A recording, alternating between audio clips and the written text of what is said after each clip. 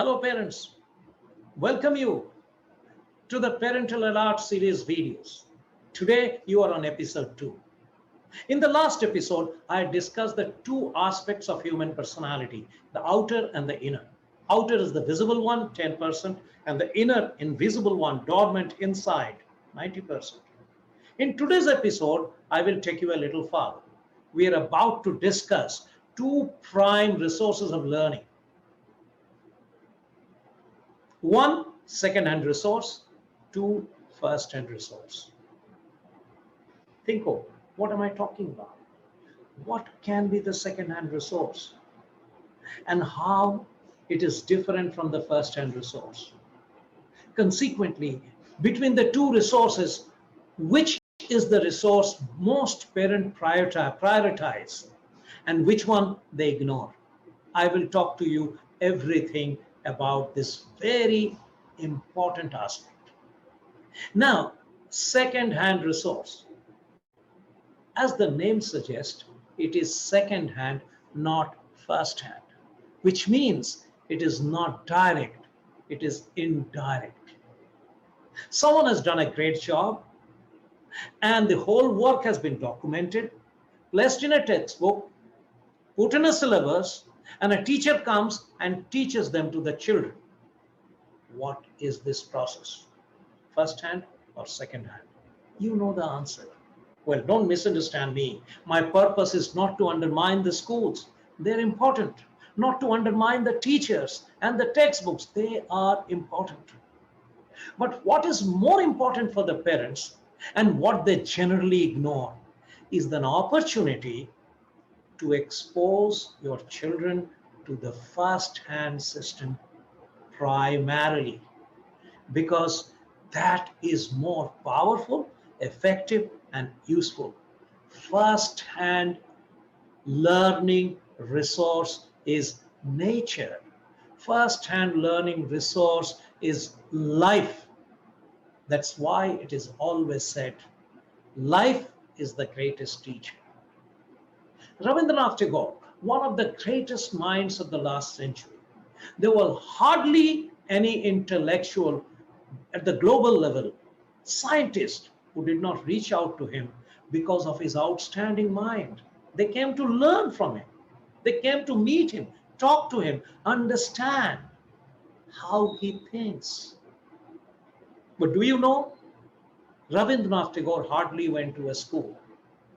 He studied. He studied of his own. But his greatest learning was from the nature, from the river, from the tree, from the outer world. And he always said, first 13 years he has been a runner, school runner. He hardly went to school. Well, I'm not asking your children to do that. They have the advantage of having the best school, best teachers, best educational opportunities. But you as parent, you cannot ignore that unless you expose your children to the first-hand learning opportunities, you are most certainly not giving them enough. Now, how the second-hand learning is done? Reading, studying, cramming, writing examination. These are the basic rules of the second-hand learning, second-hand education system. Good, fine. What are the rules of the first-hand learning? Experience, exposure, internalization, contemplation, and then not cramming, but reflecting. What are the aspects generally followed in the second-hand system? Theory, theory, theory. 90% theory, 10% practice. But in life, is life a theory or practice? And that's how. The moment you realize that, and moment you make a resolve to expose your children to the first-hand education system, you are exposing to 90% practical. And then you don't leave them. Let them come back and write. Let them come back and read what they have practiced. So practical first, theoretical later. First and learning. Second and learning, theoretical first, practical little and later. That's the whole difference. So what can you do right now? You got to find opportunities from where your children can learn firsthand about the life issues, how to live life.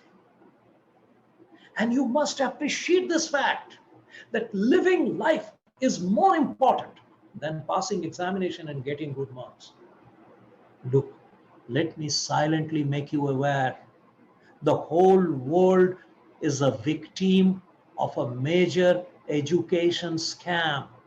There are certain number of people in certain corner of the world who are influencing the minds of the mass, and parents are the first victim, and they've almost succeeded that in influencing the minds of the parents to put their children in the competitive mode. Study, study, study, study, pass examination. And the parents have forgotten that the history says the greatest people in the world who had given top leadership in society, in politics, in entrepreneurship were not academic brilliant only. Every person has brilliance. Academic brilliance is only one of the colors of the spectrum. People can be brilliant in different fields. And once you decide to expose your children in the first hand educational mode, you are creating grounds for them to flourish all their dormant potential, open all the closed windows and innumerable number of portals in their lives so that they become a full-fledged, total human being. And as parents, what can be a greater gift than this one? Think about it. As I proceed, I will reveal some more secrets and even the way how you can avail these opportunities which you are generally missing out. All the best till we meet again in episode number 3. Bye bye.